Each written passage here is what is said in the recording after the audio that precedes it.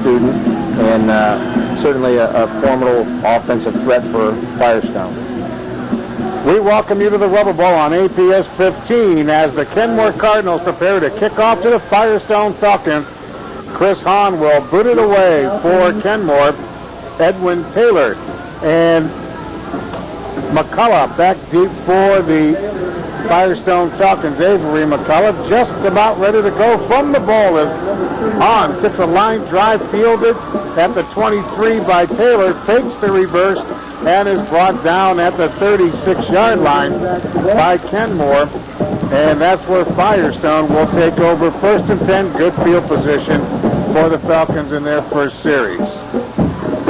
And the fake reverse right off the bat, something to try to inspire, get this offense jump start a little bit, see if they can put together some first downs to keep your defense off the field. And Lonnie Page apparently will be a quarterback. Indeed, he will. And power I formation in the backfield for Firestone. Page, play action, rolls, fires to the far side. It is complete, and with some running room down the far sideline, Pierre Miller. And a nice pickup on 1st down and the first play of the game by Firestone. That's the old stacked eye where there are 3 backs directly behind the quarterback, and that was the back out of the backfield for a nice first down play by Firestone. 14 yards on the pickup. Landon Harrison will split out wide to the right. Tyshawn Ingle splits to the left. The give to Avery McCullough, and he gets nothing. In fact, he might have lost a yard. John Jones among those on the stop for Kenmore, along with linebacker Josh Pittner. About a half-yard loss on the play. Make it 2nd down and 11. So far, looks like Coach Proctor wants to go to the element of surprise a little bit with some different formations, try to spread the Kenmore defense out a little bit, have some play action, and move the ball in that direction. Sebastian Hobson splits wide left, Harrison to the right. Again, almost a wishbone look in the backfield for Firestone as Lonnie Page reaches under, straight drop, play action, now throws deep down the sideline, has a man, and it is incomplete. Intended for Harrison. Danny Radcliffe providing tight coverage, but I'm impressed with the throw by Page. He threw into that coverage and still had a very good chance of completing that pass to Harrison. Page threw that ball right on the money, right where it had to be thrown, so that it could not be intercepted, despite great coverage by Danny Radcliffe that time, who would stride for stride with the wide receiver.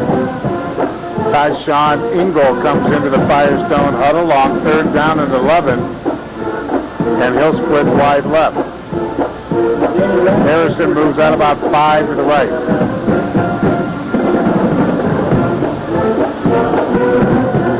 Page. Play action again, throwing deep down the middle, and it is intercepted. And Chris Hahn, who picked it off the fingertips of the intended receiver for Firestone. I look like Ingle. So if you're Firestone, you're thinking, okay, not a bad punt.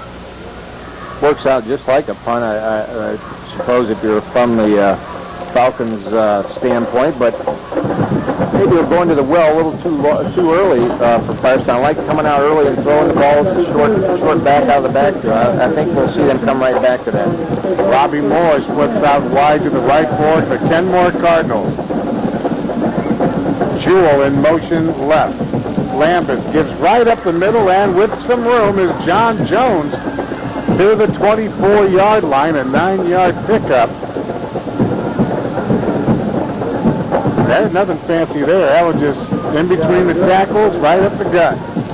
And that's, I think, one thing I like about Kenmore is that they play good fundamental football.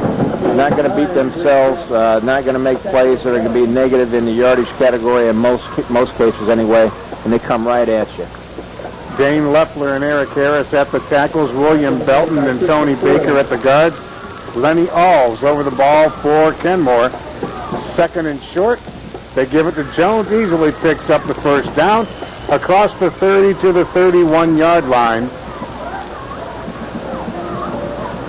He was finally brought down on the play by Matt Slack. John Jones carrying the ball.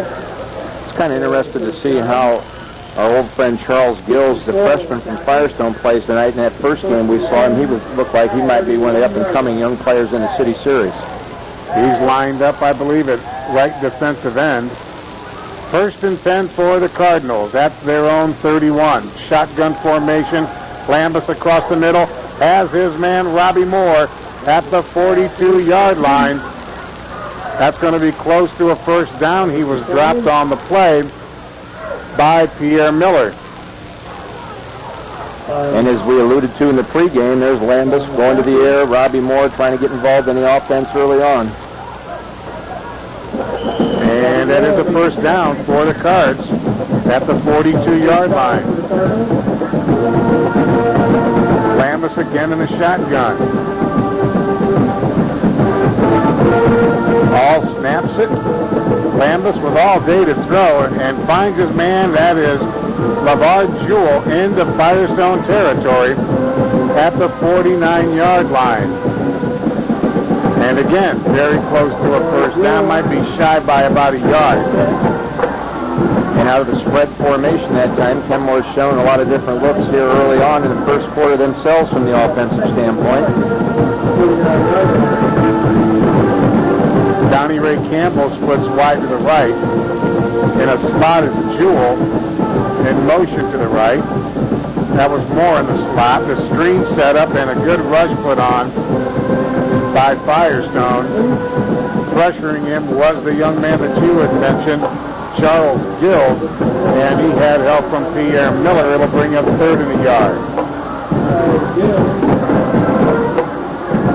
And we see Edwin Taylor now enter the ball game. He didn't get to play last week against Garfield. Don, he was out with a concussion. And speaking with him, so I think this is they're going to try to bring him back in here a little slowly this week. Everybody in tight for Kenmore. Weatherholt will be tight to the left. Full house backfield. Lambus gives, and with plenty of room and still on his feet is Sidney Davis as he crosses the 35 to the 34-yard line. 15 yards and a first down. That time, Big Dane Loeffler actually playing what ended up being the tight end spot that time, collapsed down on the defensive tackle and made a gaping hole. So now, Kenmore, the serious drive, their first possession. Same look, only Weatherholt is tight right. This time it is Robert Peterson with the carry. He's brought down by Landon Harrison. And Peterson picks up positive yardage to the 28-yard line. That's a 6-yard gain. And Kenmore doing what it wants whenever it wants. Timeout on the field. Firestone has to talk this over because they have not found an answer yet for the Kenmore offense. Akron City Series football on 91.3 The Summit and APS 15 is provided in part by the Office of Career Education. In order to help defray the cost of school or college, the W.B. Snow Scholarship is available to qualifying career education students who plan to continue their learning experiences. The Snow Scholarship is renewable for a second year, provided students maintain a GPA of 2.5 while enrolled in an accredited college or training program. Last year, the W.B. Snow Scholarship was $1,500. For more information about the W.B. Snow Scholarship, call 330-761-3132 or visit the career education website at www.apscareers.com. Career education, it works. 2nd down 5, inside give to Peterson. Struggles forward across the 25 to the 23-yard line. That will be enough for Kenmore first down. Matt Slack again in on the stop for the Falcons. First down and 10. And once again, out of the straight tee, nothing fancy, straight ahead lead plays. And our fans will remember some of the old Garfield teams that ran the full house backfield out of the straight tee. You're seeing it reincarnated right here in the first quarter. Jones, Davis, and Peterson in the straight tee behind Lambus on 1st and 10 from the Firestone 23. This is Jones. Taking it wide, cuts it up to the 20-yard line. Before he's brought down on the play by Brian Greer. A pickup of about 3, maybe 4 on the play. I think it's 2nd down and 7. This is a young team for the Kenmore Cardinals, especially up front with a smattering of juniors and sophomores. Weatherholt is tight right. Lambus play action, looking for Weatherholt, has him out there, and he is into the end zone. Touchdown, Kenmore, on a perfectly delivered pass from Tim Lambus to Jonathan Weatherholt. Kenmore on the board with 6:57 left in the first quarter. And that was a well-thrown ball and a great catch that time. The defensive coverage was not bad, and we lofted it up and laid it right in there for the touchdown. Excellent throw that time. Officially a 19-yard connection as the extra point by Hahn is up, and it is no good wide right. But Kenmore draws first blood on a 19-yard pass from Tim Lambus to Jonathan Weatherholt on the 10th play of a very impressive drive, 85 yards. And well designed by the Kenmore coaching staff, mixing in the run and the pass, different formations. I really like what they've come up with here as far as their offensive game plan early on. Summit County Juvenile Court Judge Linda Tusi-Teodosio reminds you that Ohio law requires that all children attend school until the age of 18. Each year, the juvenile court system receives over 1,000 truancy referrals. Students who skip school are at a higher risk for drug abuse, teen pregnancy, and criminal behavior. If we want our students to learn and our communities to be safe, then we must make sure that our children go to school and stay in school. This message brought to you by the Summit County Juvenile Court's Truancy Task Force. Stay in school. It's the law. Hahn will boot it away and squibs it, and this was, I don't know if it was an intentional onside kick, but it sure had the desired outcome as Danny Radcliffe pounced on it in Kenmore territory at the 48-yard line. It went the required 10 yards. And it really was hard to tell whether it was designed or not, but I think if you're on the Kenmore staff, it was well designed if you're following the Kenmore Cardinals. 47-yard line. It rolled like a log. It didn't take the awkward bounces. It was like one of your putts. Here's the pitch. This is Jones, caught from behind after a modest gain on the play by Edwin Taylor. And it's difficult to outrun Edwin when you're going to the sideline. He's got great recovery speed. Made an excellent play that time. Maybe a half-yard gain on the play. Looks like he had room if Taylor isn't there to make the play. This time, Kenmore comes out in an eye. Davis, the up back. Jones, the deep back, with LeVar Jewell in motion, and Jewell gets the pass to the far side. Plenty of room to the 30, the 25, knocked down at the 22-yard line. Finally bounced out by Slack. But a big pickup on the play. Looked like the motion may have confused the Firestone secondary there. It was just a simple out route by the motion man. 5-yard pattern that was turned into big yardage. 26 yards, Lambus to LeVar Jewell, and first down deep in Firestone territory. 6 minutes to go first quarter. Kenmore already with a 6-0 lead. On in motion, the pitch goes short side. Jones with plenty of room, breaks the tackle, then takes it in for the touchdown. He was literally untouched for the first 15 yards of that run. somebody got him on the hip, but he easily shook that off and breezed into the end zone. So you go from one extreme to the other for Kenmore. You go 85 yards in 10 plays. This time you go 48 in 2. But the result's the same, 6 more points. And this time they'll go for 2.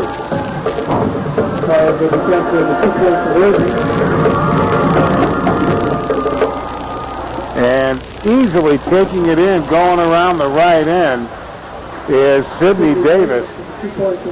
And if you're Rob Proctor, you got to fire up your defense. That was way too easy taking it wide. That was certainly not what Coach Proctor and the defensive staff would like to see happen, especially on the extra point. The touchdown play was well designed by the Kenmore staff. They went back into the short side of the field, and I think they just outmanned Firestone on that side and did an excellent job of blocking on the perimeter. And you don't want, if you're Firestone, you don't want to see your defense spending most of the night on the field. That hasn't been a good sign so far this season. And a few first downs and maybe even a score by your offense will help give that defense a little bit of a rest and maybe give them some inspiration as well. Kenmore capitalizes on the onside kick, taking it 48 yards in just 2 plays. This time boots it downfield. Taylor fields it at the 21, to the 30, breaks the tackle, 35-40. Taylor to midfield, cuts it inside, still on his feet to the 40, and brought down at the Kenmore 37-yard line. How about that run by Edwin Taylor with a forearm shiver right across midfield to pick up another 10 yards. 42-yard return by Edwin Taylor. And Firestone with a chance to answer with great field position. 37-yard line of Kenmore. And Taylor's going to see his first action on offense here. Avery McCullough splits wide to the right. Tayshawn Ingle is in a slot right, I formation behind Lonnie Page. The give, Taylor breaking a couple of the tackles and then leans forward to the 34-yard line. 3-yard pickup, second down, 7. And the Kenmore defense took a gamble that time, firing the weak side linebacker, the short side of the field. And Lambus is in the shotgun formation again. Gets the snap from Alls. Pass time, throws deep across the middle. Has a man, but overshoots him. It was intended for Robbie Moore. It'll bring up 4th down and about 17 to go for Kenmore. On coverage for the Falcons was Tayshawn Ingle. Much better job the last few plays by the secondary for Firestone. They seem to be making some adjustments in their coverage and are able to keep the receivers in front of them. First punt of the night. Will boot it away to Tayshawn Ingle. And another flag comes in. Yeah, I should have never said anything about flags. You know something? Do a lap. You got time. Looks like Firestone's going to be hit with a 5-yarder. We had 1 penalty in the first 7.5 minutes and a half a dozen in the last 3. Where's Jim at? Our tech guy? Is there a way you can turn his mic off? Put the hex right on it. Good snap. Almost blocked a driving kick by On. Bounces out of bounds at the 16-yard line. That kid's had a good night so far, kicking and defensive. He's got an interception. Executed a beautiful onside kick, and that's what we were looking for there. And just banged a beauty in punt formation. No return. Took it, angled it out of bounds, and it's Firestone pinned back deep in their territory. The Falcons are at their own 15-yard line with 1:18 to go in the first quarter. Falcons were able to pressure the kicker that time a little bit. Their angle was not quite what you'd want to see, but looks like they may have the possibility to block a kick later on in the ballgame. Avery McCullough will split out wide to the left. Tayshawn Ingle in a slot with Landon Harrison split right. The pitch. to Taylor. Cuts it back and gets a yard to the 16-yard line before he was brought down on the play by, well, there's a 66 out there, and there's no 66 on their roster. Every week we have a mystery man. You got to have a few mysteries in football. No, I you solved a don't. couple of ours last week. Yeah, you're a week late. I'll be ready for next week, though. Thank you. Which reminds us, next week, Garfield Central Howard here at the Bowl. 2nd down 9. It's Taylor up the middle and picks up about 4 yards, maybe 5, before he's dragged down by Sidney Davis. Kenmore defense is actually probably penetrating maybe a little deeper than they would like to see, and running almost right past Edwin Taylor when he's taking a handoff. 3rd down, about 5 yards to go for the Falcons, and a timeout called by Rob Proctor and the Falcons as the, I beg your pardon, the first quarter's come to an end. Our score is Kenmore 14 and the Firestone Falcons nothing. Support for Akron City Series football on 91.3 The Summit and APS 15 is provided by the Akron Public Schools Office of Career Education. Career education prepares students for the real world and for meaningful careers. Each year, middle school students learn about careers and skill training through our skills demos activities. 8th grade students in all 10 middle schools in Akron are visited by senior career education students who demonstrate what they've learned in their skills training programs. Some of the programs represented are health careers, information technology, machine technology, polymers, engineering technology, welding, construction, and much more. Career Education invites you to attend a skills demo session. For more information about skills demos, call 330-761-3022 or visit our website at www.apscareers.com. Career Education, it works. Perhaps Career Education can set up a skills demos class on pronunciation. I got the number memorized. I better call. That was a little tough. Anyway, 3rd down 5 for Firestone to begin the 2nd quarter. Blitz on, screen set up, and Taylor had room, but he couldn't handle the pass by Page, who paid for it after delivering the ball, as he got nailed. I believe Davis came rushing in on him, or that might have been Josh Bittner. Whoever it was, and it was Bittner, he nailed Page, and if Taylor had it, Ron, he had room. It's been that kind of season for the Falcons. You know, you make the right play call on 3rd down, they're blitzing, they're coming hard, and it's right off the fingertips, which could have been a big gainer. Danny Sloan will kick it away for Firestone, and the ball is blown dead before the punt is away. Let's see. Could there be a delay? No, a timeout. I think Kenmore only had 10. Oh, no, there's 11. There's 11 now. I think they had 12. One ran off, and then they weren't sure, so they took the timeout. Did you know that as a parent or guardian, you're legally responsible for sending your child to school? Ohio's truancy law indicates that adults who fail to send their children to school could be charged with educational neglect or contempt of court. Other penalties may include mandatory mediation and parenting classes, 70 hours of community service, a fine of $500, and possibly jail time.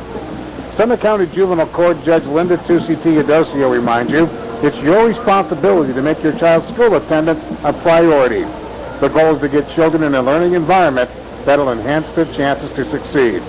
This message brought to you by the Summit County Juvenile Court's Truancy Task Force.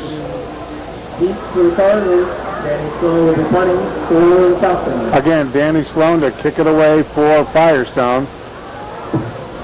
And it looked like it was partially blocked. And it was down at the 24-yard line by Kenmore. That almost turned out to be a bad play by Kenmore. They looked like they tried to fall on the ball there when it wasn't necessary. It was tipped behind the line of scrimmage, so they didn't need to fall on it. It looked like a lineman inadvertently tried to pick it up or fall on it and almost caused a fumble. So Kenmore, again with a special teams play. This time a block kick, a block punt rather, and an illegal substitution call against Kenmore will cost them 5 yards before they can begin this offensive set.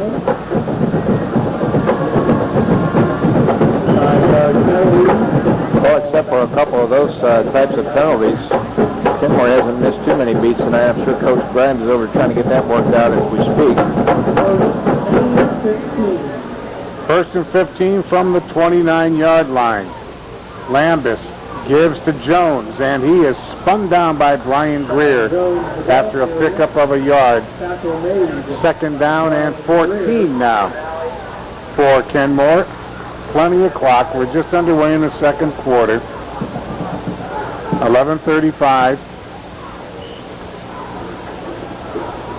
Lambus peers over to his offensive coordinator to get the play, and I tell you what, they better hurry. They come out in a tight formation with a full house backfield. This is Davis. Lowers his head, breaks the tackle to the 20, still trying to struggle forward, and is dragged down at the 21-yard line. Great effort by Sidney Davis. Finally brought down by Gills. Got help from Greer. Rob Peterson led through it and actually couldn't find anybody to block it. And on his initial move across the line of scrimmage and turned around and looked and found that the runner was right behind him, and he went out and did make a good block in the secondary. 3rd down, along 5 to go. Same formation. Lambus gives to John Jones, and he is brought down after a short gain. Good defensive play turned in that time by Edwin Taylor. Drags Jones down at the 16. 4-yard gain, and it'll be 4th down and 3, and an injured Firestone player will be tended to. Can't see who it is. It's like number 50.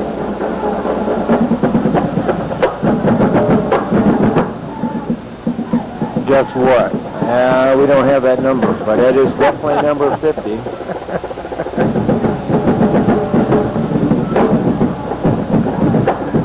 We apologize. We're at the mercy of the rosters that are given to us, and so is the athletic office in the city series. I mean, they're not going to go down and check these things every week. Nonetheless, here's our situation. Kenmore has it 4th and 3 from the Firestone, 16-yard line.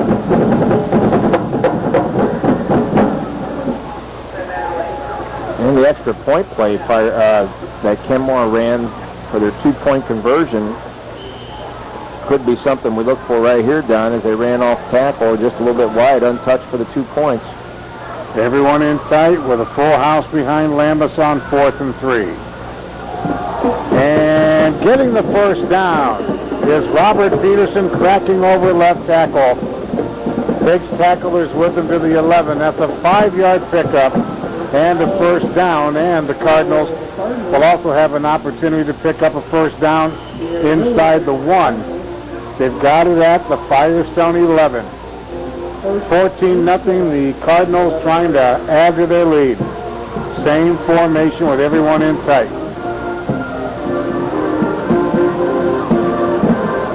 Now Ronell Massengill is in the backfield for Kenmore, and he gets the ball, breaks one tackle, then lunges forward to about the 8, maybe the 7-yard line.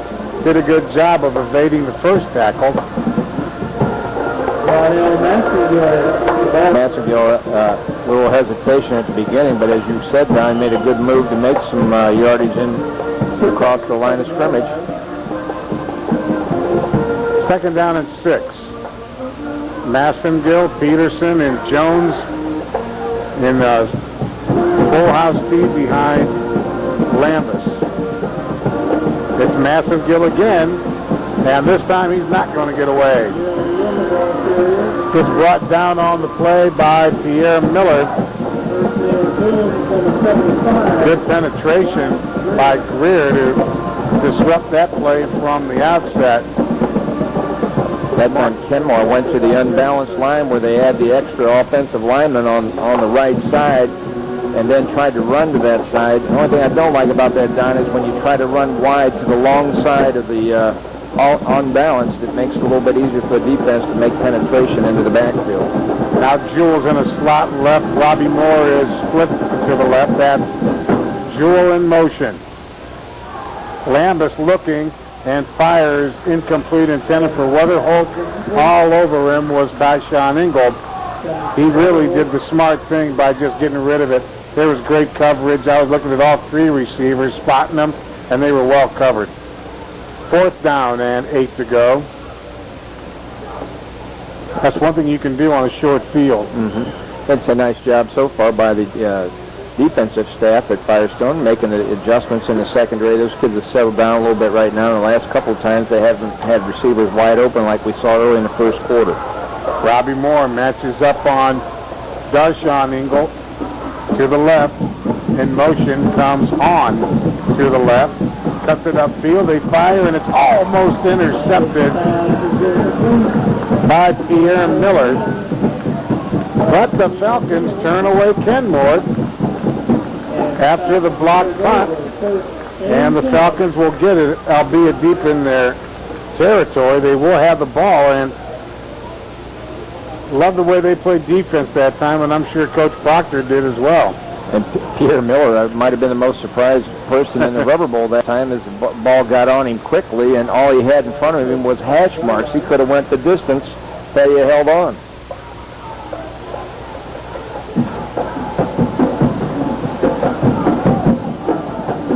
First and 10, Firestone, and a timeout call before the snap by McCullough. And so with 8:19 to go and Kenmore up 14-0, Firestone takes time. I think Firestone may have been short a player that time. Akron City Series football on 91.3 the Sumden APS 15 is supported in part by the Office of Career Education. The goal of career education is to prepare all students for the real world and for meaningful careers.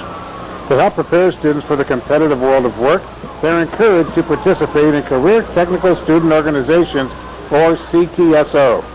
Membership to CTSO enhances student learning through leadership growth opportunities, character development, and competitions at local, state, and national levels. Last school year, 7 career education students participated at the national level, with students from across the country as well as throughout the world. If you would like more information about student organizations and how your son or daughter can join, call 330-761-3006 or contact your child's career education instructor. Career education, it works. Firestone looking for a play that'll work on 1st and 10 from deep in their territory. Page comes under center with an eye behind him.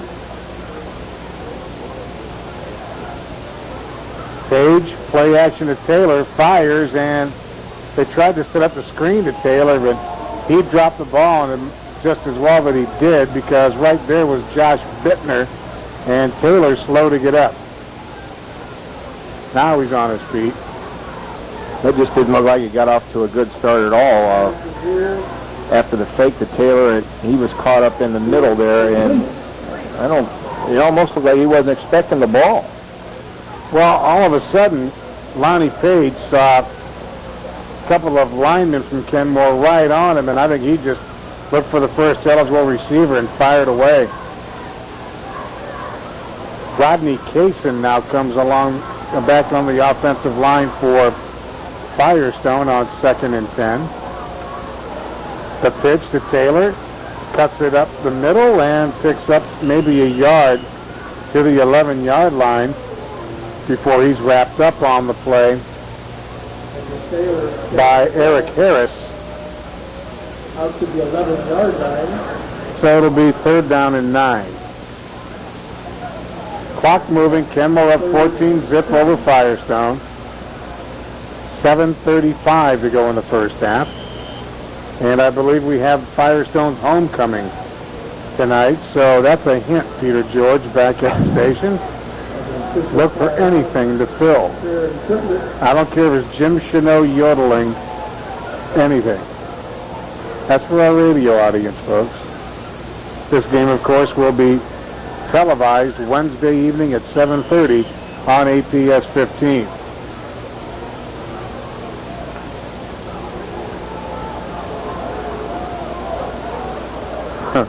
Timekeeper a little slow on the switch. A little delayed reaction. Page floats it out and incomplete. Doing a little juggling act as he tried to bring the ball in with Pierre Miller. And he just couldn't get control, and the ball deflects out of bounds. And it'll be 4th down. And Danny Sloan will be called on to boot it away with his back to the his goal line. Oh, crossing He'll action. be in the end zone. Yes, he will. A little crossing action that time by Firestone, and Miller was open. Just inches away again. Kenmore's already blocked the punt, and this is a high snap. Sloan has to retreat to get it and kicks a high, short punt that takes Kenmore bounce. It was down by Charles Gills, but Kenmore is going to have great field position as they'll start this drive from the Firestone 33-yard line. If this game is determined by field position, then it's no wonder Kenmore is up 14-0 and in position to add more. They spent most of this ball game in Firestone territory. Empty backfield as Lambus in the shotgun. Has time, fires far side, and over the head of his intended receiver, Donnie Ray Campbell. 2nd and 10. Almost appears as though Lambus may be just trying to throw the ball too hard, and it looks like it's sailing on him. Most of his throws, if he's been off tonight, have been high and a yard or two above the receiver's outstretched arm. 2nd down 10. Clock stops. 7:07 to go in the first half. Kenmore up over Firestone. 14-0. Robbie Moore will split wide right. In a slot to the right is LeVar Jewell. In motion goes Jones. Lambus to throw. Rush, fires, and it is over the head of Jones, who was streaking down the far sideline out of the backfield. Avery McCullough and Tyshawn Ingle on coverage for the Firestone Falcons. Stops the clock at 7:02 in the half. And that was the motion man coming across. He ran the wheel right up the sideline, and not a bad throw by Lambus that time.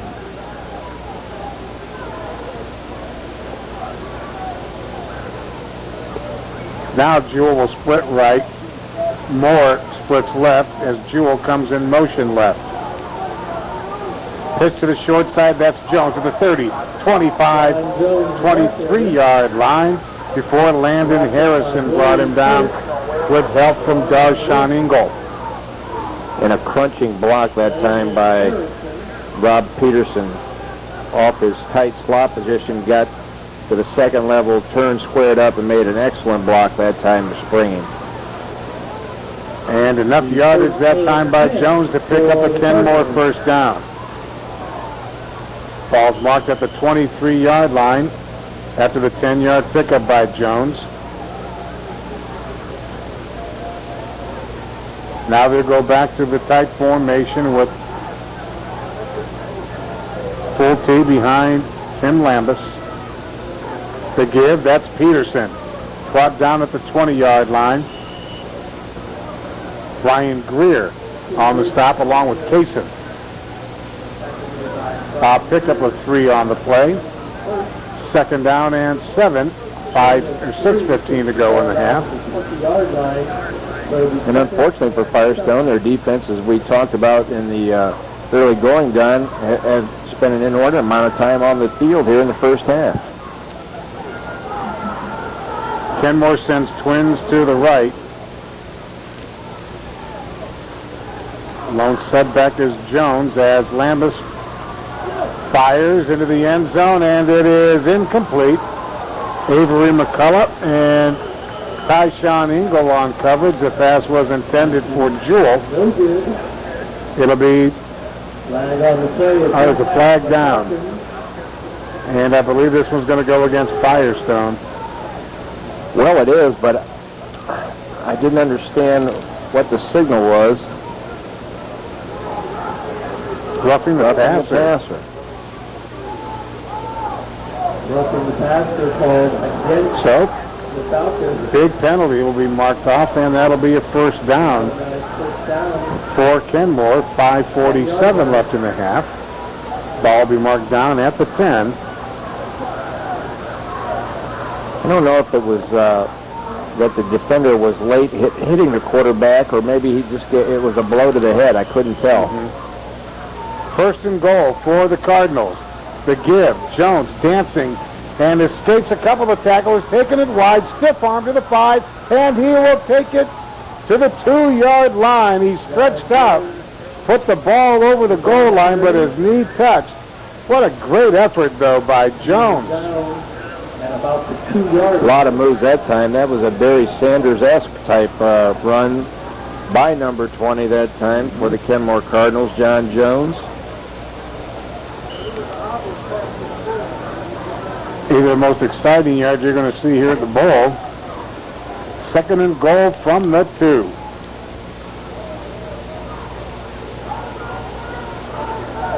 Sidney Davis.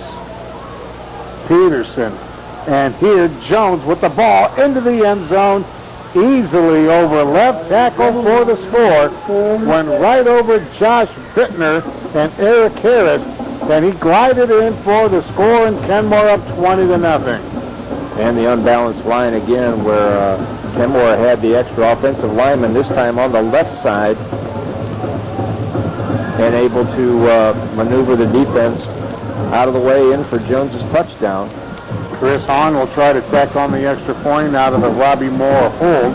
Good snap, ball down, and it is blocked. Coming in there to easily block it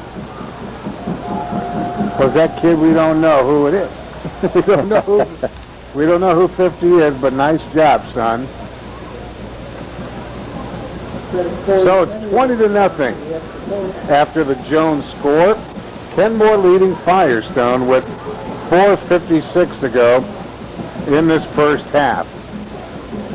Support for City Series football on 91.3 The Summit and ATS 15 is provided by Hiram College.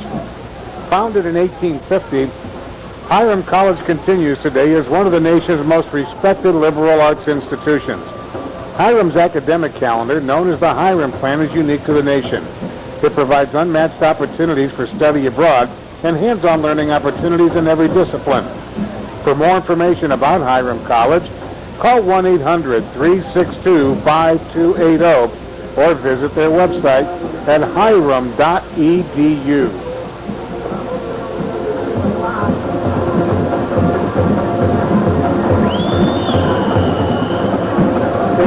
Kenmore to kick it away, and the ball falls off the tee. So Hahn will place it back onto the tee and prepare to kick it away to Avery McCullough and Edwin Taylor. And it didn't fall off the tee due to any wind. As we look at the goal post, and the flags on the post are limp.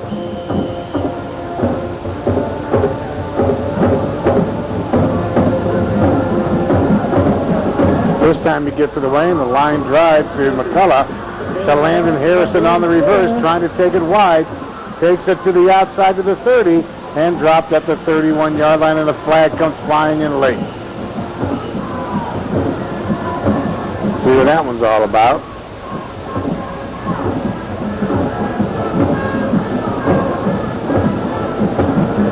No, they See anything? blocking the back. Tackle was made by Lionel Massengill, but flag on the play.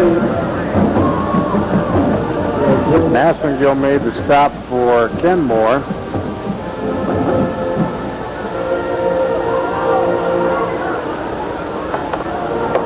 Kenmore now up 20-0. John Jones picks up his second score of the evening from 2 yards out. He earlier had a 22-yard run. Kenmore got his first score of the evening on a 19-yard pass from Tim Lambus to Jonathan Weatherholt. Firestone looking for its first points of the night. They've got it at their 20-yard line. Shotgun formation as Page fires far side, and it is complete to Tyshawn Ingle at the 25. 5-yard pickup stops the clock at 4:42.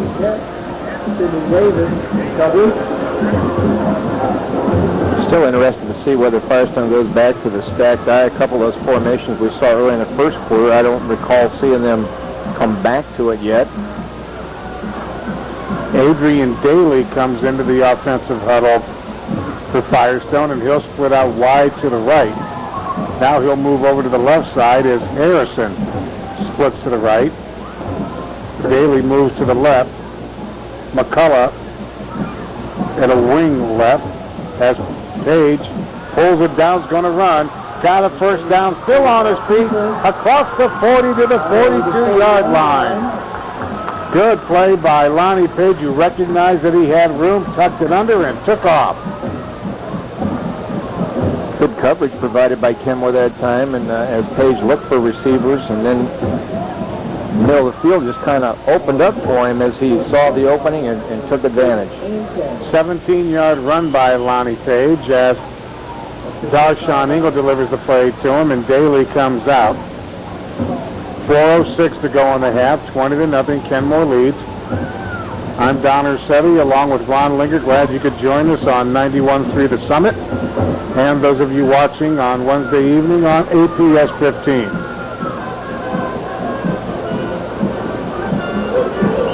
Now they start the clock. Page in a shotgun. Next to him, Edwin Taylor. Taylor picks up the blitz. Page runs out of the pocket and fires it into the ground before he was sacked. He was pressured badly on the play by Peterson. That was close to a grounding call. Actually, the referee went to reach for the flag and looked. Did finally see a receiver in the vicinity, Landon Harrison. By the vicinity, you mean in Summit County? He was in the rubber bowl. Okay. Second down 10. Firestone will send out Darshawn Ingle wide, and they'll slot McCullough to the left.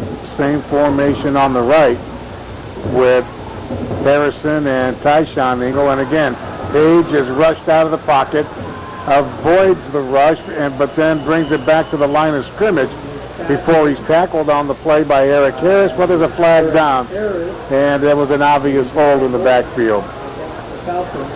Kenmore now firing away. They're just shooting the gas. They're blitzing the heck out of the kid. They're coming off the edge from the linebacker positions and just making it difficult on Firestone right now as they're trying to go to the air to get a score here before the half. And when your secondary provides the coverage as they've done so far, it makes it a little difficult on the quarterback, Page, in order to find an open receiver. So now Firestone from the point of the foul has a ton of yardage to pick up for a first down.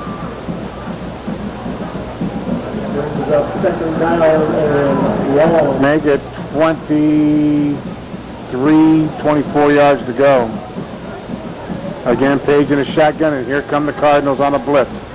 firing across the middle, and it is complete to Tyshawn Ingle, who reached back and got it. Nice catch by Ingle. Excellent yardage on the play. They pick up about 13 yards. It'll be 3rd down and 13 from the 39-yard line. Page hung in there that time, right? In the face of, in his face was a pass rusher, and he was able to step up and make a good, solid throw. Daly comes back into the Firestone huddle as Darshawn Ingle leaves. McCullough will line up tight to the left. Now he'll move into a wing. Tyshawn Ingle wing right. Harrison split right. Daly split left as Page to throw. Fires, and it is intercepted by Donnie Ray Campbell.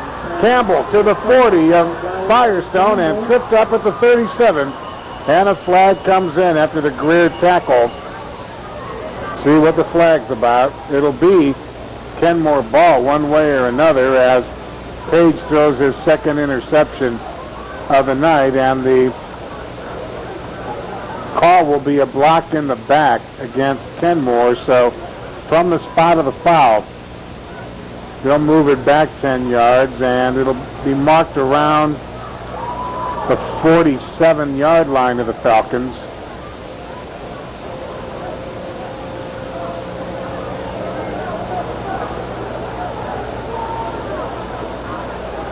So 3:20 to go, and another short field for the Cardinals. They're at the Firestone 47. Now you got to be careful of your Firestone not to give up another big play right before the half, which could be very demoralizing for your defense and the entire football team, for that matter. 47-yard line. Moore splits to the left in a slot, or right rather, in a slot right is Jewell. The give. This time it's Massengill. Flag in. He's got room to the 30. 25, 20. Massengill to the 15, but it's going to be waved off. A flag came in where you would expect holding.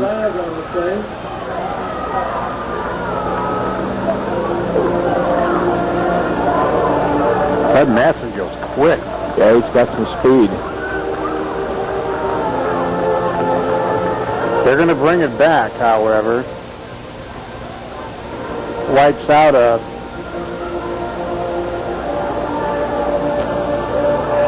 .25-yard run by Massengill. What Kenmore's been able to do so far that Firestone hasn't made the adjustment to yet is when they go to the unbalanced line or go to almost an overload situation to one side or the other, then they've been able to get to the perimeter a couple times, and they pull a guard and get a lead blocker out in front of him, and really has caused the defense some problems for Firestone. Ball marked back to the Kenmore 44-yard line. Ball at the 44-yard line. Clock is moving, 2:05 left. As Lambus reaches under, fakes the pitch, rolls to his right, fires over the head of his intended receiver, Robbie Moore. It'll be 2nd down and 20. That time, better job defense that time by Firestone, able to cover the receiver a little bit better, put a little pressure on the Kenmore quarterback, Lambus. I'd like to remind you that you're listening to City Series football on WAPS FM 91.3 The Summit. This game will be taped and telecast Wednesday evening at 7:30 on Time Warner Cable Position 15. Here's Massengill taking it wide right to the 50, and he is knocked down at the 45-yard line, and the ball came free, but they said that he was marked down. Nice open field tackle that time by Edwin Taylor. I don't know why the clock is stopped. I think he fell in bounds. I mean, the clock should have been running, and if you're Firestone, you sure want to wonder why the clock isn't running. So the official, Gave the windmill sign. he just might have tore his rotator cuff on that. 1:43 left in this first half. The pitch comes left. This is Jones. He's got a big first half, but his feet go out from under him, and he is dropped at the 47, right at the line of scrimmage. It'll be 4th down and 10.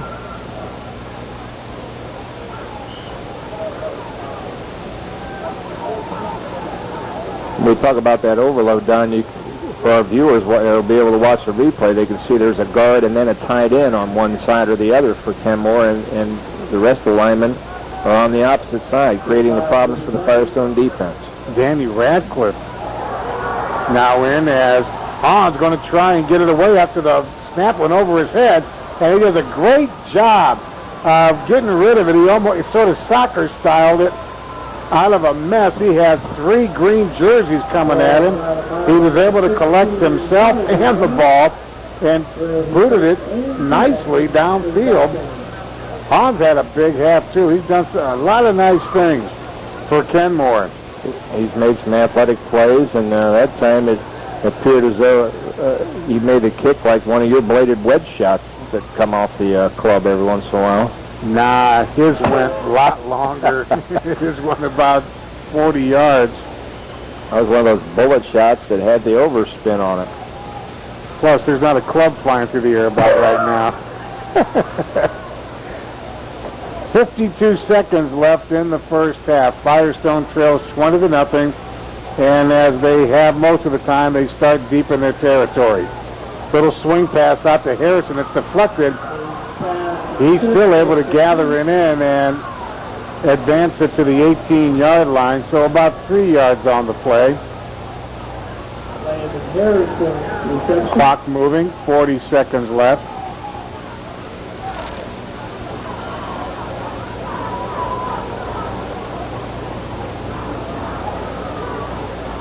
It's been a long night for some of the linemen for the Firestone Falcons, playing both ways and just having to play hard every play. Shotgun again, 16 seconds left. Blitz coming, and Page throws it in the general direction of Tyshawn Ingle, number 50. I tell you, Josh Bittner he was all over Lonnie Page. Pressured him to get rid of it, and again, dangerously close to a grounding call. 10 seconds left in the half. This is a good Kenmore football team, and relatively young, as we said. A lot of juniors and sophomores are having a lot of game time, a lot of game action. Upset Stowe at Stowe earlier in the year. Landon Harrison splits to the right, trips to the left. 3rd and 7. Quarterback draw. And Page gets the first down before he gets hammered by John Jones at the 31-yard line. First down will stop the clock with 2 seconds left in the half. And that should be the last play of the half. It is, as they wind the clock, and we are at halftime at the Rubber Bowl with Kenmore leading Firestone 20-0. For those of you listening on 91.3 The Summit, we'll keep it right here. For those of you viewing on APS 15, we'll be back with the second half here at the Bowl. Ron Linger, former head coach and now currently athletic director at Central Howard. And Firestone comes out trailing 20-0, and I really would, I'm sure the coach, Rob Proctor, feels the same way. Would like to see Firestone operate somewhere near the middle of the field, because they've had awful field position the lion's share of the first half. Conversely, Kenmore, as you might expect, has had very favorable field position for most of the first half. Well, as I was making my notes here at the half, I wrote down, Firestone couple of poor punts in the first half cost them dearly as far as field position was concerned. A critical roughing the passer penalty late in the second quarter, and just overall a plethora of penalties that have really, kept them backed up or putting them in situations where it's just going to make it difficult on a team that's struggled so far this season. As opposed to a preponderance of penalties. A preponderance, exactly. Welcome back on APS 15 for the second half of tonight's City Series game between Firestone and Kenmore. Danny Sloan will boot it away for the Falcons, and before things get started, a flag comes in. Offside Firestone. It's the only time a line judge gets to make that call. I think every once in a while they just like to call it so they can get some midfield time. How about that? Someone had to be like 3 or 4 yards ahead of the pack, right, for that to be called. And they'll try it again. Back for Kenmore. John Jones, who had a big first half with 2 touchdowns, and LeVar Jewell.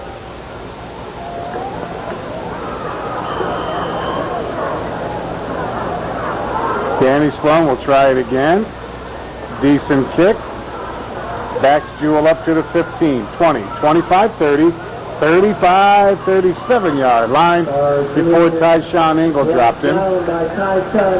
Nice play by Tyshawn Ingle that time as the wedge was set up in front of the runner that on that particular kickoff, and knifing in, making the play was Tyshawn Ingle to keep a big gainer from happening for Kenmore.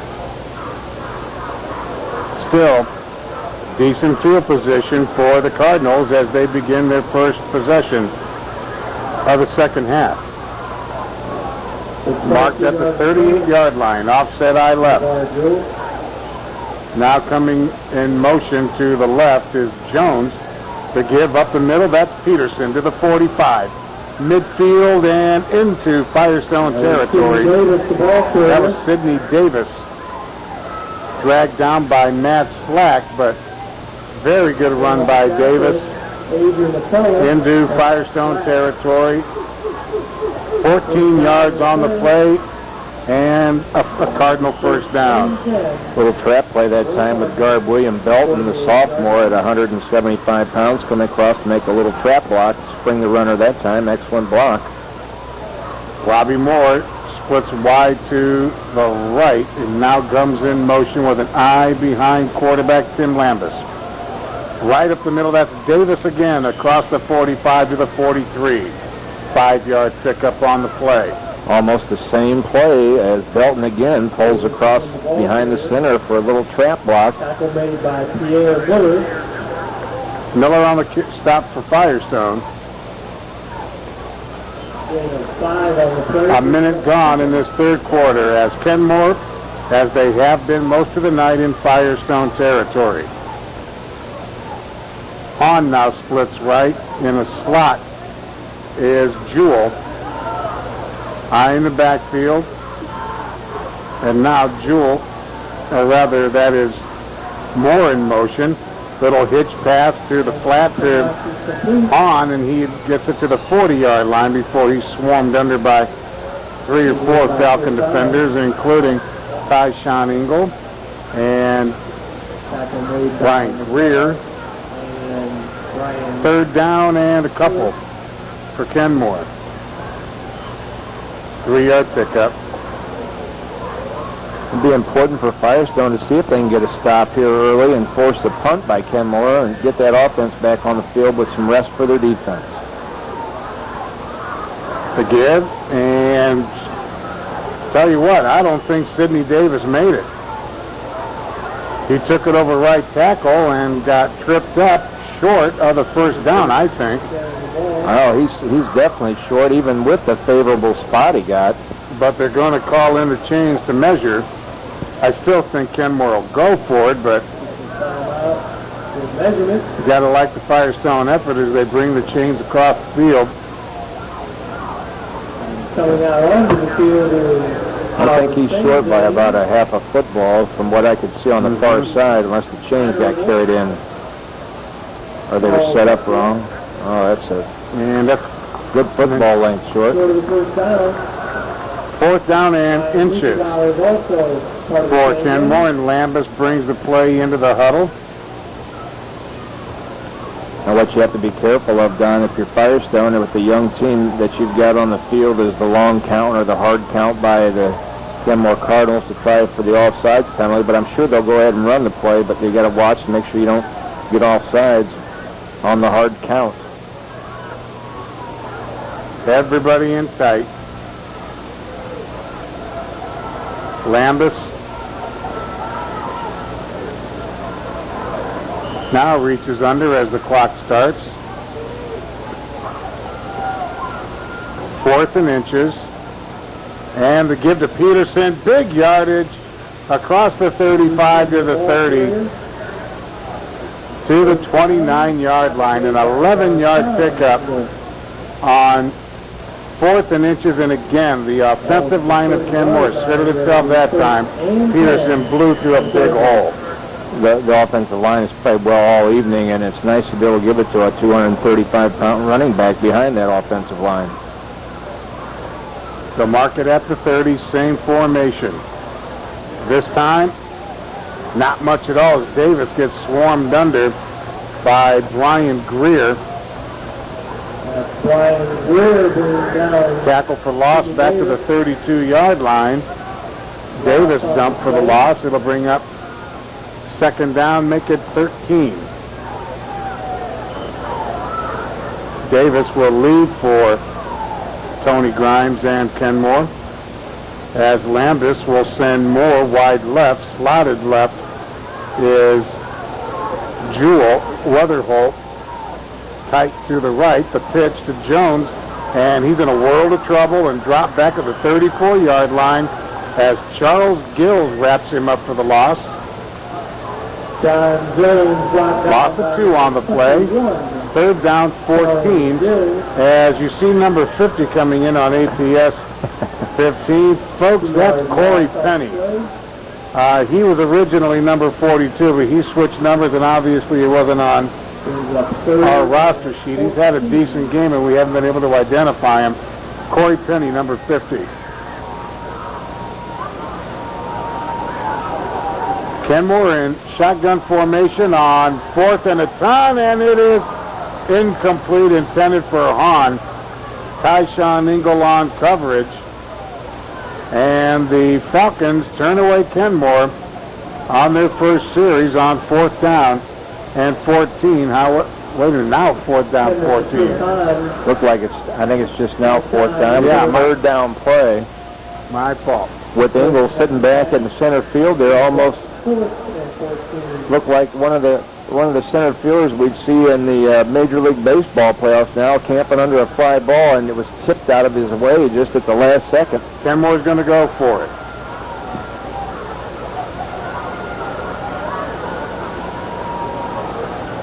From the 34-yard line, Lambus straight drop. Fires. Incomplete. Intended, or in the vicinity of Robbie Moore. Darshawn Ingle was on coverage, and now the Falcons will get the ball back. And this time, they are not pinned deep in their territory. They'll start from the 34-yard line. A nice job by the Firestone defense to come out here in the second half and keep Kenmore from getting on the board and see if they can get that offense to spark this Firestone Falcon team. Landon Harrison will split to the left. Edwin Taylor, the lone set back behind Lonnie Page. And he'll get the pitch moving right. Flag comes in as Taylor hits the 35 and run out of bounds at the 38-yard line by John Jones. Flag comes in and a procedure call against Firestone.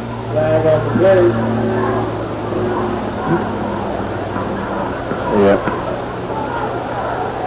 Didn't appear, Don, that they had enough men on the line of scrimmage that time, as they went to a little bunch formation out there, and one of the receivers needed to get up on the line of scrimmage to make it legal. Page returns from the Firestone sideline with the play on second down, or first down of 15 after the penalty yardage marked off to the 29-yard line. By the way, I'd like to congratulate Brittany Taylor, the homecoming crowner, and Firestone's homecoming queen, Sarah Rogers. 15 for the Falcons. Crowned this evening here at the Bowl. First and 15. Shotgun, Page. And the screen to Edwin Taylor, who got plenty of company as soon as he caught the ball. They sent Eric Harrison on the blitz, and Page just lobbed it to Taylor. As soon as he turned around, one from the left and one from the right. Loss. That's the result. 28-yard line. That's a 6-yard loss. Well, unfortunately for Edwin, I think he met 8 people he didn't need to know in a hurry there from the Kenmore defense. And he limps off a little bit, trying to shake off, looks like maybe a upper thigh or hip injury. Ferguson has only a 2-yard loss after the penalty yardage. Second down, 17. Firing to the far side behind his intended receiver, Landon Harrison, is Page, who was drilled after he delivered the ball by Harris. Also in there was Tony Baker.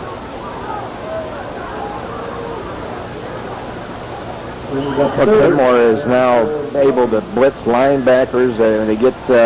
If Firestone gets backed up in a situation where it's second and long or third and long, they start looking for the pass, and they start bringing people on the blitz and making it more difficult for the Firestone offense to maneuver, especially in the backfield. Clock is stopped, 6:45, third quarter. Kenmore leads Firestone 20-0. Don Ursetti and Ron Linger with you on 91.3 The Summit and APS 15. Shotgun again, Page, hit, and drop at the 21-yard line. Tim Hoffman, it appears, coming in from his defensive end spot, got the sack. Tim Hoffman picking him up. And it will be fourth down, and Danny Sloan on to boot it away for Firestone. So after a promising start defensively, the offense ended up going backward. And now you're punting from you'd be standing on his 10. And a low snap, and Sloan's going to have to run with it and get buried at the 13-yard line. Hoffman and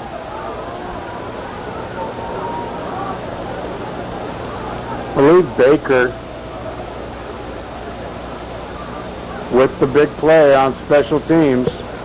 Special teams have been a big part of Kenmore's night. They got an onside kick and forced a couple bad punts by Kenmore, and now this block by Firestone. This is the third time on punts. So Kenmore will operate from the Firestone 12. Lambus to throw into the corner, has a man incomplete. Intended for Robbie Moore. Does Sean Engel on coverage.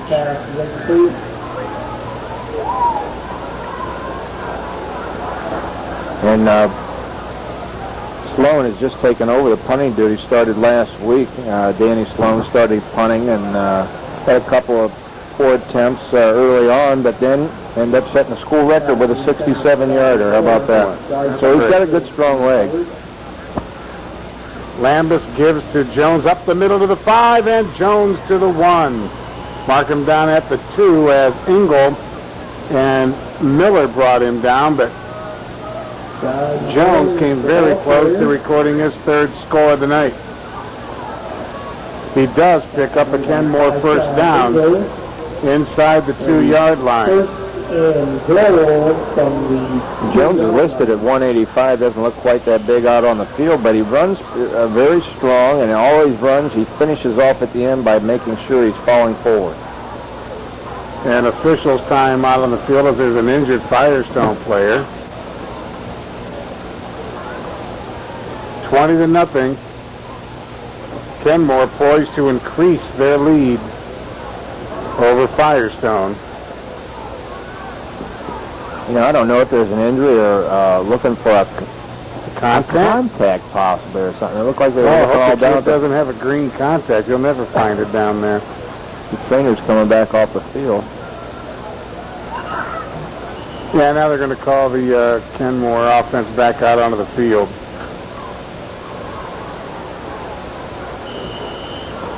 Usually when you see guys scurrying, trying to pry apart the turf down there looking for something shiny, that's the contact. First and goal from the 2.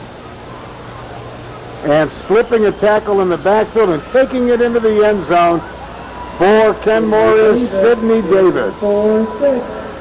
Did a good job of breaking first contact and able to maintain balance and took it in for his first score of the night to make it 26-0. And once again, nothing fancy on the touchdown run, the straight tee and the handoff, and really Kenmore's been able to do that most of the night whenever they've decided to go to it. And they'll line up in the same formation for the 2-point conversion attempt. Lambus play action has a man, and that is Bittner for the 2-point pass. He was wide open. And you can almost, feel that coming as you've seen that time and time again, and finally the play action and everybody on the Firestone secondary came up to support the run, and he came across the end line in the end zone wide open. So it is now 28-0 Kenmore with 5:29 to go in the third period. Summit County Juvenile Court Judge Linda Tucci Adosio reminds you that Ohio law requires that all children attend school until the age of 18. Each year, the juvenile court system receives over 1,000 truancy referrals. Students who skip school are at a higher risk for drug abuse, teen pregnancy, and criminal behavior. If we want our students to learn and our communities to be safe, we must make sure our children go to school and stay in school. This message brought to you by the Summit County Juvenile Court's Truancy Task Force. Stay in school. It's the law. The kick will stay in bounds. Oh, no. Oh, no. This is unbelievable. The deep back for Firestone let the ball settle and just stood away as it came to a stop. And Kenmore fell on it at the 9-yard line. That is an onside kick. I don't know if the young man maybe lost his bearing or where he thought maybe the ball was. Oh, boy. Ouch. That'll leave a mark. Oh. My. Now that's not a first. I've seen it before. But not that blatant because it was seconds that went by. Right. Before Kenmore was able to cover. Lambus trying to capitalize. Throws into the end zone intended for Jewell. Incomplete second and goal from just inside the 10-yard line. It could have been a different player in that time that maybe is not used to being in that situation. It was a sophomore, a young man that was over there, and he just didn't know to fall on the ball or pick it up. It looked like it was going to go out of bounds at Yeah. first, and then it just kind of hung on and flattened out for him. Jewell in motion to the left. Lambus. The give to Peterson, and he just drags tacklers with him inside the 5. 5-yard pickup on the play. Third and goal from just inside the 5-yard line for the Cards. We've seen some pretty good-sized fullbacks this season in the City Series here with Peterson, and you think of the kids from North with Carter and Gale, and Bell, a couple 240 or 50 pounders along with Peterson here. This is Jones, and he's going to coast into the end zone over left tackle. Third touchdown of the night for John Jones this time from 4 yards out. There is a flag down. That might be nullified. Let's see. Well, Kenmore's walking backwards. We haven't gotten an indication. There it is. A hold. Had to be from the left tackle spot, because I'll tell you, that thing came wide open. The back kicked out on the end, or the outside linebacker, and I believe that you could have even scurried through that hole. I would have been winded by the time I got to the 10. So it's marched back to the 15. It is second and goal from there. Lambus to throw.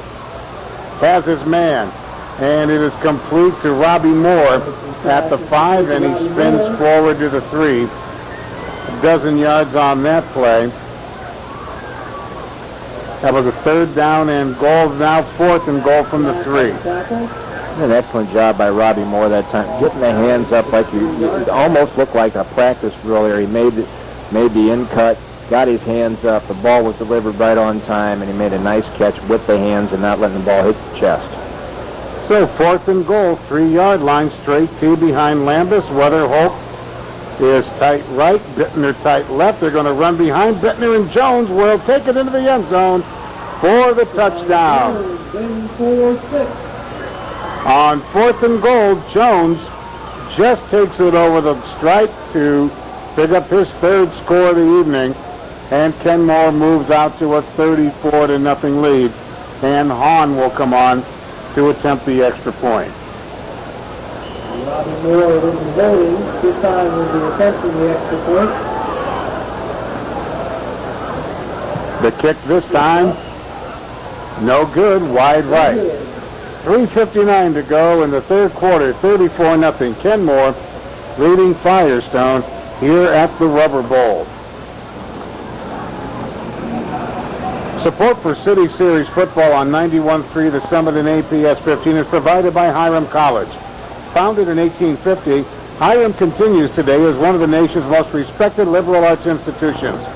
Hiram's academic calendar, known as the Hiram Plan, is unique to the nation. It provides unmatched opportunities for study abroad and hands-on learning opportunities in every discipline. For more information about Hiram College, call 1-800-362-5280 or visit their website at hiram.edu.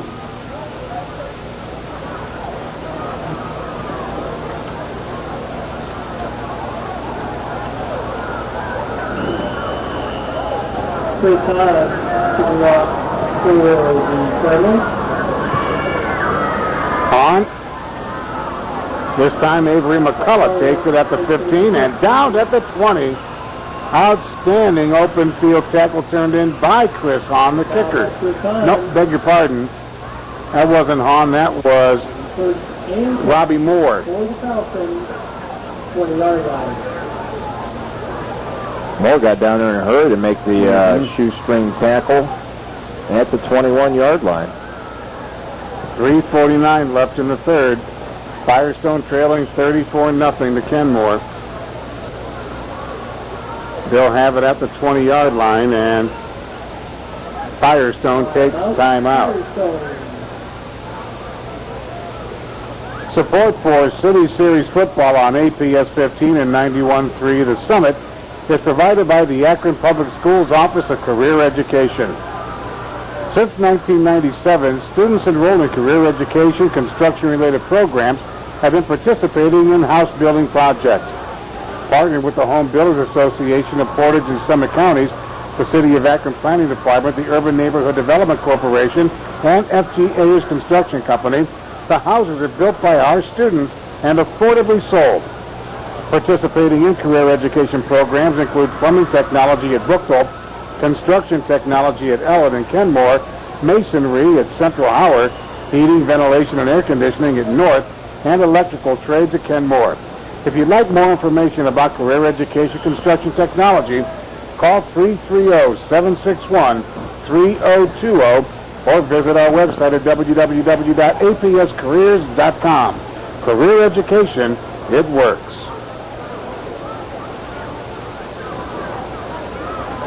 First and 10 for the Falcons from their 20-yard line. Taylor takes the handoff and advances it to the 23. Second down and 7 upcoming. Taylor the ball carrier. Josh Bittner on the tackle. Bittner on the stop for the Cardinals. Moving clock, 3.5 to go in the third. And 7 for the Falcons. I'd like to remind you, you're listening to City Series football on 91.3 The Summit.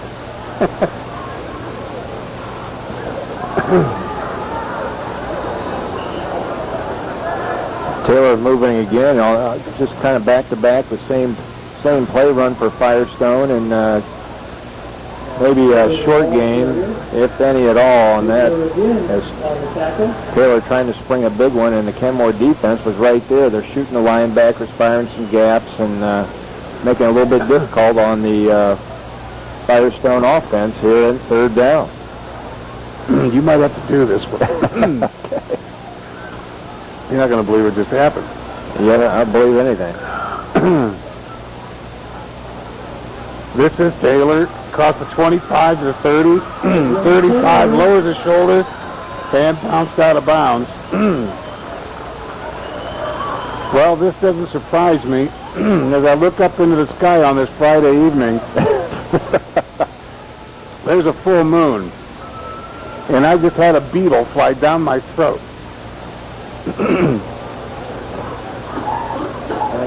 You're having a great time. I don't know whether you're a cool to man. clap, cheer, cry, or what. Wow. I heard they're full of protein. Yeah, low carbs, too. Oh, my. Taking it up the middle for a decent gain for Firestone was Darshawn Thompson. You're enjoying this way too much. Man. 7-yard gain after the 46-yard line. I'll tell you what, I'd never make it on Survivor because it's about darn near killed me. You'd get voted off on the first round anyway. Let's be honest about it. Woo! Good hit applied by Robbie Moore as Thompson tried to take it over left tackle. He got stood up. Third down and 4. Brought down by John Jones and Lorenzo Dutton. Ball marked at the Firestone 46. Third down and a long 3 as Daly moves out wide to the right. Engel to the left. Page drops to throw, throws the pass far down the sideline, incomplete. Campbell on coverage of Darshawn Engel on third down and 3. Fourth down and 3 upcoming, and you looks like Firestone might be sending out.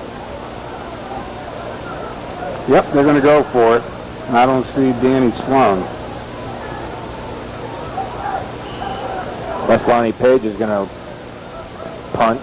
Here comes Edwin Taylor. And Charles Gill. The rest of the punt team just made it on the field. Okay.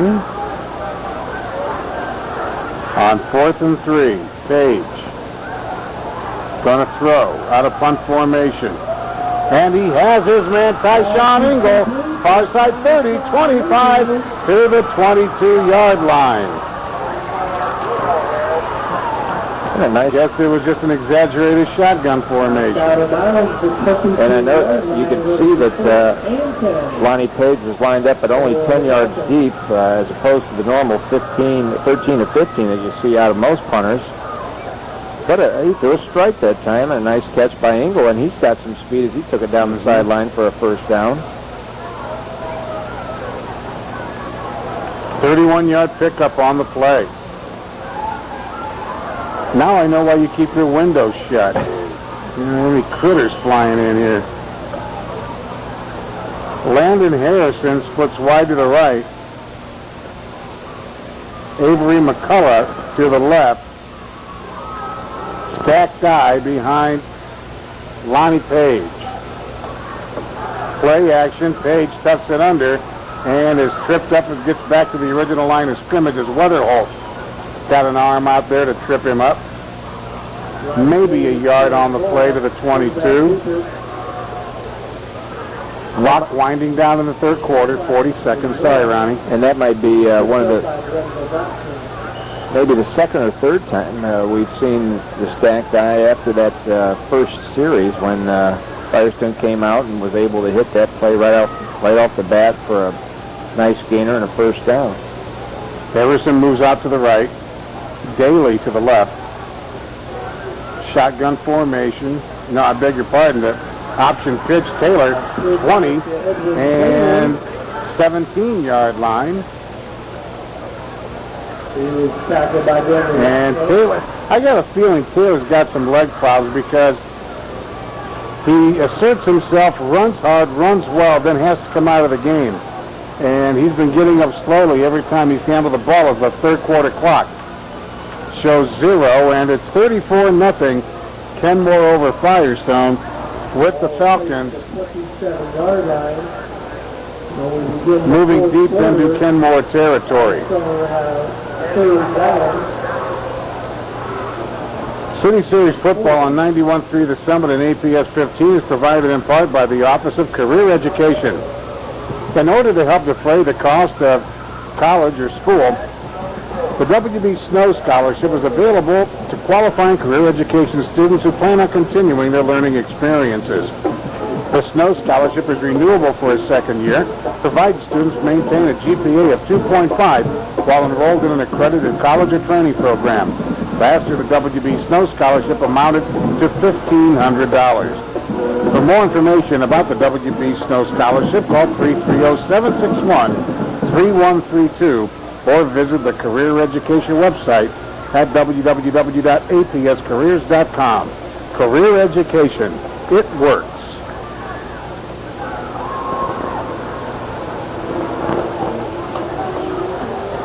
The Firestone defense really in the second half, Don, hasn't played that bad. They've just been in situations where you know, they haven't gotten any help from either the special team or the offense. So that's a positive thing. And on the last play, number 84, Landon Harrison, made a nice block on the perimeter to get Taylor to the outside.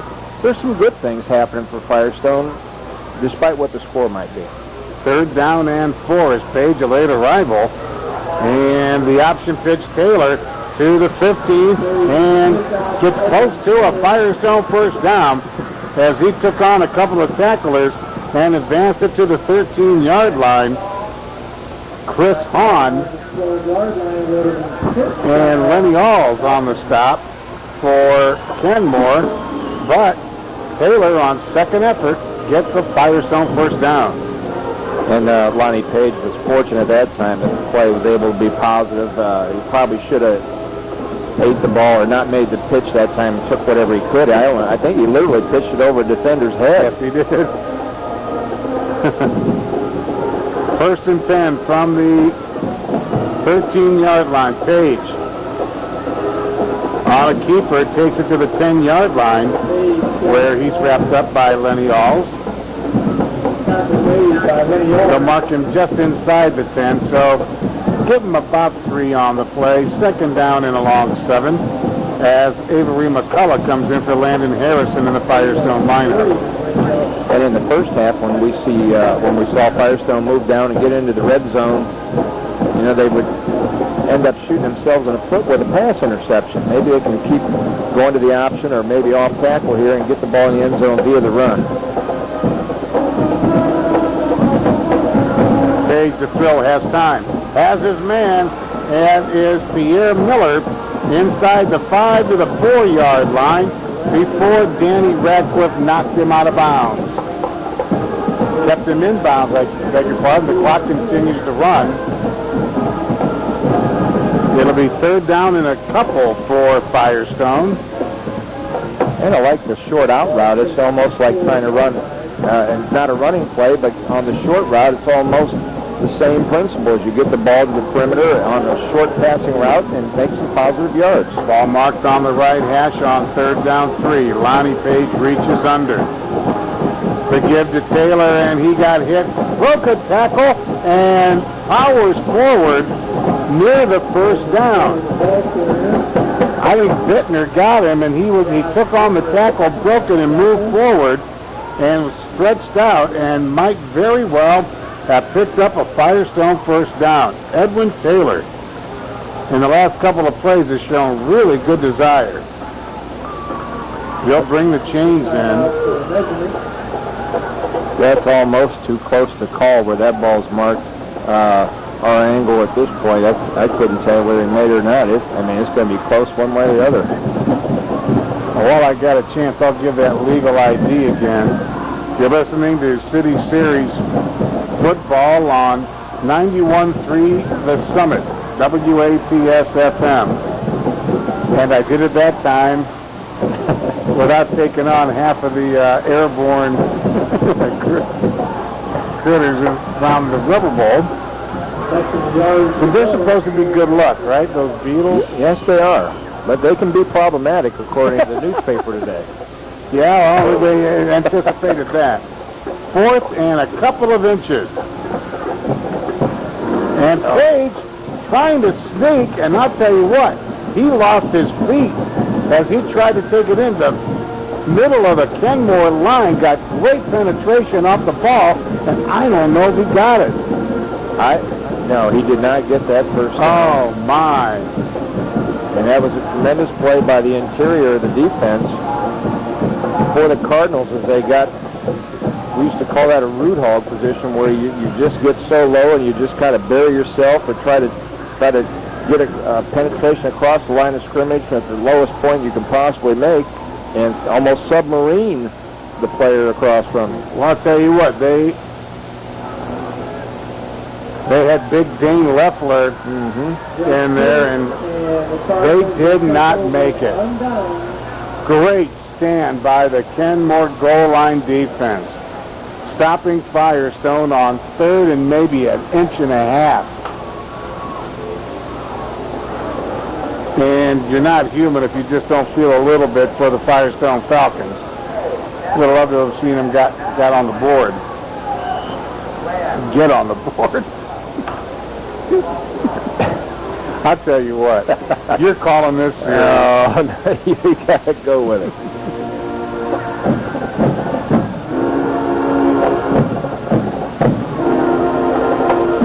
John Jones gives Kenmore some breathing room as he takes it across the 5 to about the 7-yard line.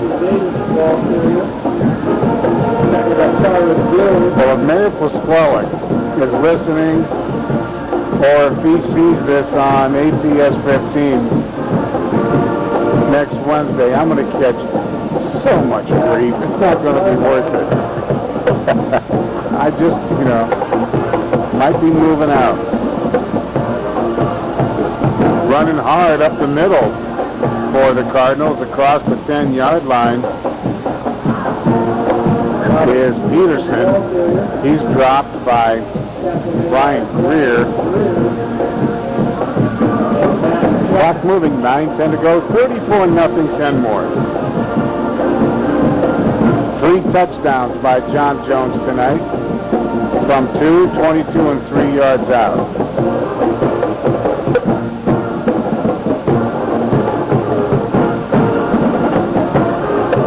Third down in the yard, straight T behind Tim Lambus. And they give it to Peterson, and I think he got just enough. It's going to be really close. Firestone defended it well.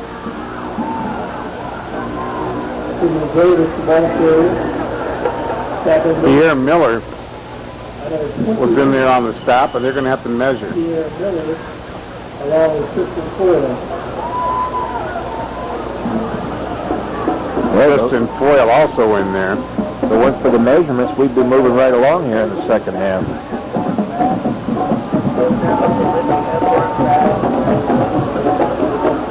is stopped with 8.5 minutes to go in this one. They stretch it out, and then they did not get it.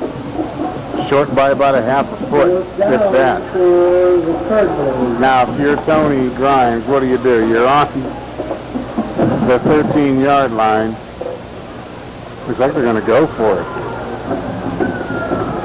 Well, it could be that situation again where you come out and you try the old concentration play where you try the hard cows, try to draw them all sides, and if it's not going to work, you call the timeout and then send your punt team out there.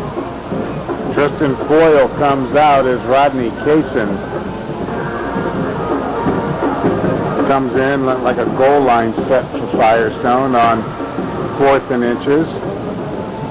Straight tee. And easily picking up the first down on a sneak was Lambus. And it looks like maybe a couple of new faces into the lineup now for the Kenmore Cardinals on offense. Give some of these guys a break and give some of these younger guys an opportunity for some game time. And Mark Lambus down to 14. He picked up 3 on 4th and inches. Johnny Ray Campbell will move out wide to the right. Jewell to the left, and he goes in motion to the right. Lambus on the keeper, and not much. In fact, he loses.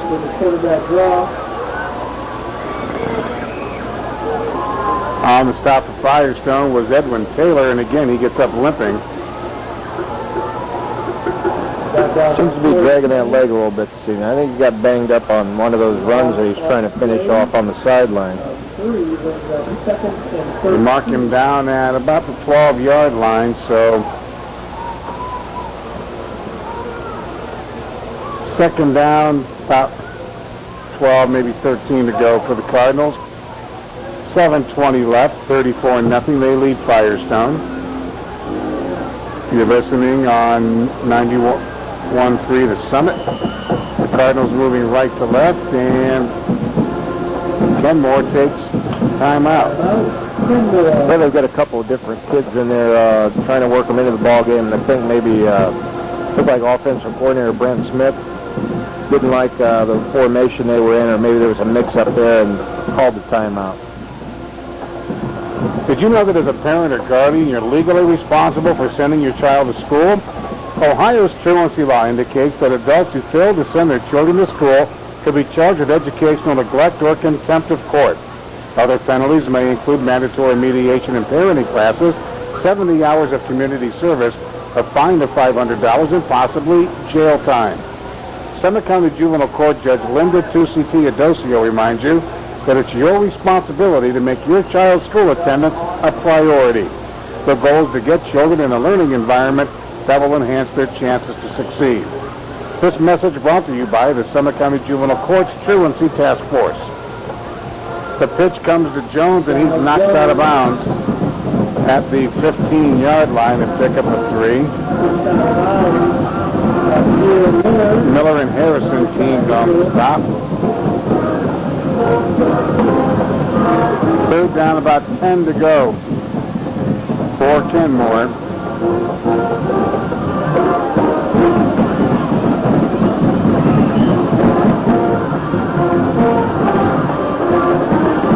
Jewell will split to the right.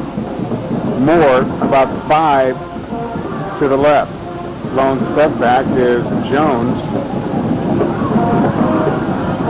Fumble on the snap, and Lambus falls on it, and he's covered up by Ryan Cohen. Going to bring up fourth down at 12. Now we'll see the punt team for Kenmore. And now Hahn's out there. His one kick, remember in the first half, was that line drive bullet shot after the fourth snap. Sidewinder. As Sean Ingle back to receive the kick from Hahn. Good snap this time. Flag comes in. End over end kick. That crosses midfield and will settle at the 48-yard line. We'll check the flag. to go to the 49-yard line, but there is a flag on the play. Haven't seen an initial indication. Procedure will have to be against Kenmore. Now we got someone else chiming in. Well, the referee threw the flag. I don't know if maybe he's going to pick it up and wave it off because usually the line judge will make. He is going to wave it off. Nicely done, Ron. Well, I think he maybe thought there was an illegal formation or not enough men on the line of scrimmage. It appeared, and I think that he had a. Let's give him credit. At least he had the wherewithal to go over and talk to the line judge and make sure the call was correct. He saw that there was a receiver out, and maybe he just didn't count enough men. So Firestone will have it, their best field position of the night, at their own 49-yard line. 6:16 remains in the ball game, and Kenmore leads it 34-0. Lonnie Page remains in at quarterback for the Falcons. He gives to Edwin Taylor, picks his way to the Kenmore 47-yard line, a 4-yard pickup. And Taylor's been, a tackle away, one little step, one move here or there that he's been able to make, but not being able to break free of the grasp of the Kenmore defense to go the distance a couple of times this evening. Here we'll move to the top of your screen if you're watching on APS. At the bottom of your screen, that's James Dampier. Movement all over the place to give.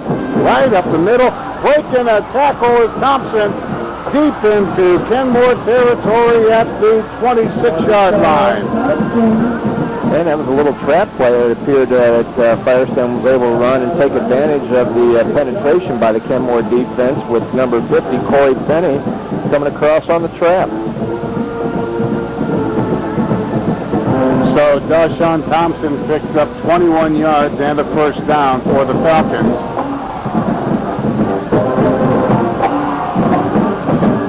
Page gives again to Dashawn Thompson right up the middle. Knocks a couple of the tacklers back to the 21-yard line. Brought down on the play Dashawn Thompson is being thrown in the ball. by Alls Tackle made by Lorenzo Johnson. and Dunstan. He got jackknifed by Josh Bittner. Tackle made by Josh Bittner. No gain on the play to the 20. Third down, 5. Josh Bittner's a nice ball player. Yeah, he's been on several plays this evening and is very active out there at that linebacker spot.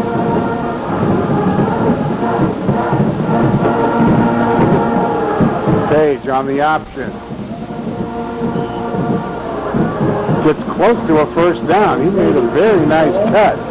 Looked like that was going to get stopped near the line as a Kenmore player down. But he was able to elude a tackler and dive forward. And I think he's going to be about a yard or so, less than a yard shy of a first down. Living a fourth down and about a yard. Can't see who the injured Kenmore player is. The clock is stopped at 4:07 remaining in the ball game. And Kenmore leads Firestone 34-0. And maybe Peterson down. Okay.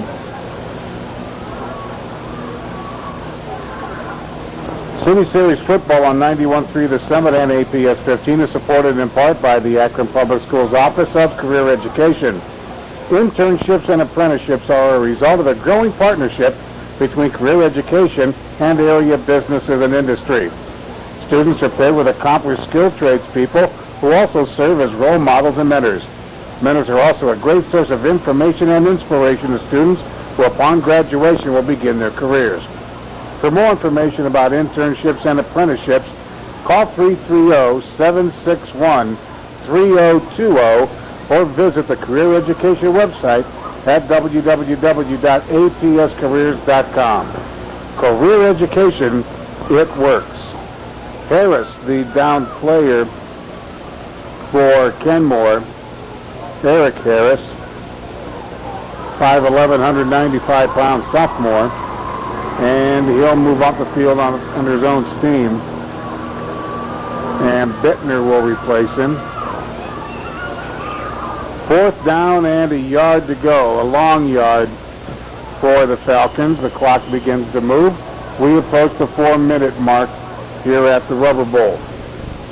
And Big Dane Leffler is back in on defense. They're at the defensive tackle spot to make sure nothing happens up the middle. Lonnie Page rolls, option pitch. Taylor trying to find some running room, and he's not going to. Swarmed under by Robbie Moore. Hoffman. Taken down by the right side of the defensive line. And it looks like Baker. Great job by the Kenmore defense that time. So Kenmore takes over on downs. They've just been really that rubber band type defense here in the second half, where Firestone's threatened and got down there. They've not been able to break, but let's give them credit. They've maintained the shutout, and I'm sure they're playing for it at this point. Ball on their 19. Mike Dixon now along the offensive line for Kenmore. As Jewell goes in motion, Lambus, gives to Massengill, and he got met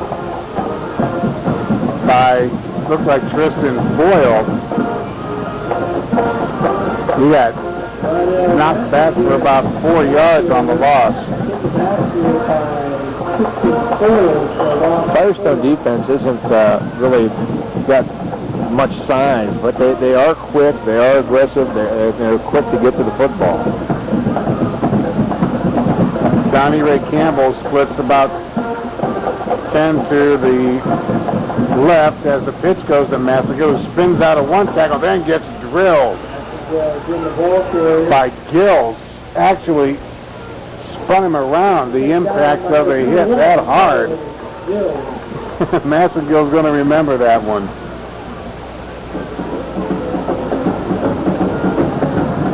He's knocked down at the 21, so give him a 5-yard gain, but he earned it. Campbell comes wide left again.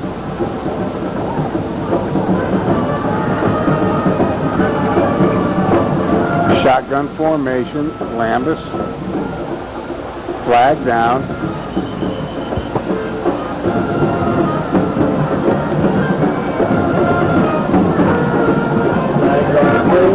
And unfortunately, there's a 16 out on the field for Kenmore, and again, we do not have a 16 listed.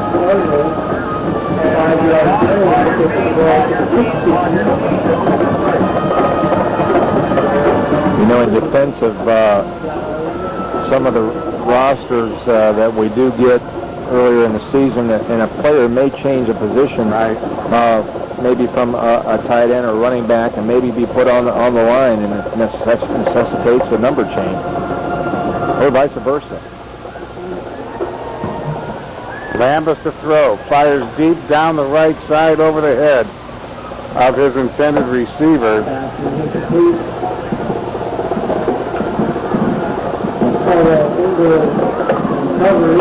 That's okay. I once was doing a basketball game, and the entire team decided to switch uniforms with each other, and they got to tell everybody.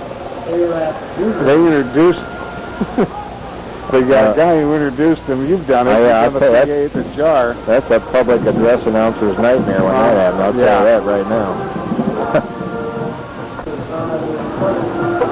On to kick it away, another line drive, and it's picked up by Taylor at midfield. He is driven back.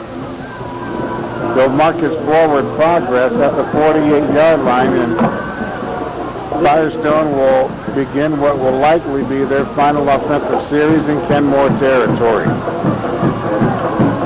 Edwin Taylor's just, he's tried so hard this evening to try to make a play. You know, he's trying to make a play. And you have to give him credit for that. Massengill and Copeland on the stop. Firestone's going to bring in some fresh faces. So the Falcons are going to take a timeout, down 34-0 in a minute 47 to go in the ball game.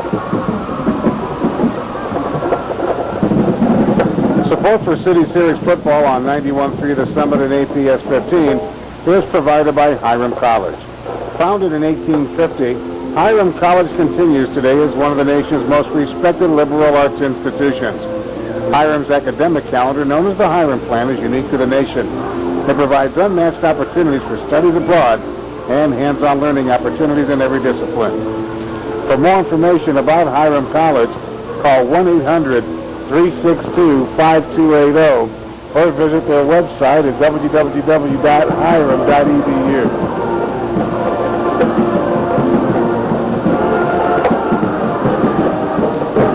Now, I think you can finally tell all the fans out there that you're going to make your marathon debut tomorrow in the Akron Marathon, right? Yeah. I'll be the one in the golf cart. I'm fortunate it comes right by my house. I will be curbside waiting for you to come by. What, do you got a bamboo stick whacking these people on the back of the leg as they go by? I know you. I'm going to be standing out there with a coffee tin and ask for donations on the way by. Yeah, they always carry their wallets. A minute 47 left, Firestone trying to get on the board. And not much there at all for Thompson.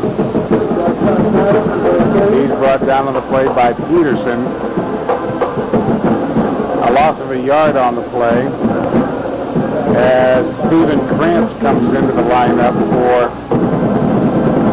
Firestone.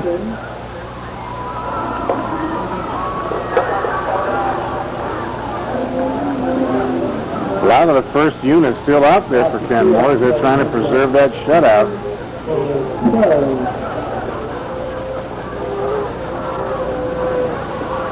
Clock moving, nearing a minute to go. That's a give to the deep back. Thompson bounces off a tackle to the 45. Kenmore territory to the 44-yard line, and a bunch of yellow laundry comes flying in as either a late hit or a flagrant face mask occurred at the end of the play. Well, the way face mask. Yeah, the way he came down, it almost appeared somebody must have had a hold of the face mask. That'll likely be 15 yards as Wes Shepard comes into the lineup, and Brandon Irvine comes out for Firestone. A big one, 15 yards. Under a minute to play, 54 seconds.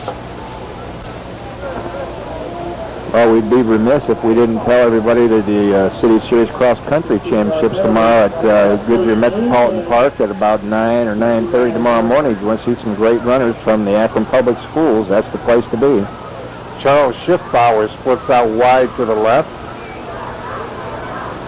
The handoff, Thompson takes it wide left to the 25, and a saving open field tackle turned in by Larry Copeland for Kenmore.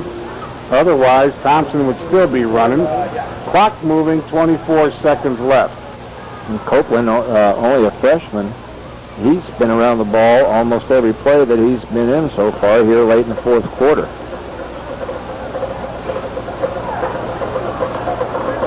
Dampier will come into a slot. Krantz wide right, Schiffbauer to the left, Thompson to give, and he's met at the 23-yard line once again by Copeland, and that's the ball game. The final score, the Kenmore Cardinals defeat the Firestone Falcons 34-0. A very, very solid performance by the Kenmore Cardinals here tonight. They got off to a great start on their second possession. They marched from, after a blocked punt, I believe. Well, let's see, I got to get this.